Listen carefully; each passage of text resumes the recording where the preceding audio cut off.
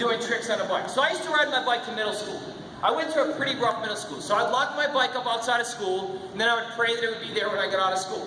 So I'd go out back, I'd get my bike, and I'd go practice tricks in the tennis court behind the school, tricks on the ground. So this one day I was excited because I wanted to learn this trick called the boomerang. Saw a picture of a guy doing it in a magazine, so I was really excited. So I went back and I started trying the boomerang after school. Well, here comes that main boy that used to pick on me the most. And as I see him walking up, I got that pit in my stomach, that feeling in my stomach, because I knew he was going to walk up and start picking on me.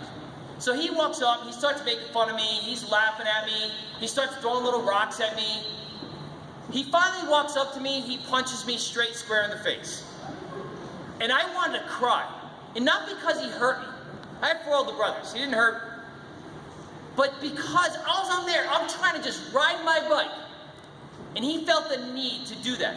And it made me feel terrible. I will never forget that moment, that feeling. When I saw him walking up, I will never forget that moment for the rest of my life. But I picked my bike back up, and I kept trying the boomerang. Finally, I did the boomerang. He really didn't have anything else to say, so he walked off. I dealt with him the rest of the year. Then he ended up staying back. And he ended up moving away. So I didn't have to deal with him anymore. So 20 years later, I become a professional bike rider, I'm traveling the world, getting to see all these amazing places. I moved to Pennsylvania. I was living in Pennsylvania at this place called Camp Woodward, living there, having a great time. So I went home to compete in Providence at a contest. I was really excited because I was able to go home and compete in front of my family and my friends. So I'm at the contest, riding practice, and I get done, and I'm taking my pads off and my helmet, and I hear, "Kevin, Kevin!" I look up. It said same boy that used to make fun of me.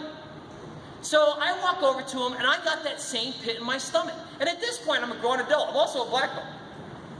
And I got angry. As soon as I saw him, I got angry. But I stopped. I took a deep breath. I walked up to him. I shook his hand. I said, "Yeah, hey, how's it going?" He's like, "Hey, Kev, what's going on? Hey, I see you on TV and everything. Can I get a pass to come back with you?" Do you think I gave him a pass? Of course I did.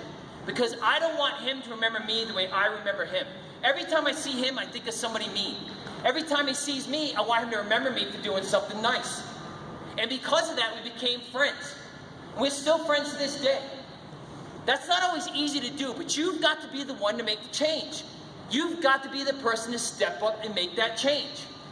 And sometimes it's challenging, you don't want to do it, but you've got to be the bigger person.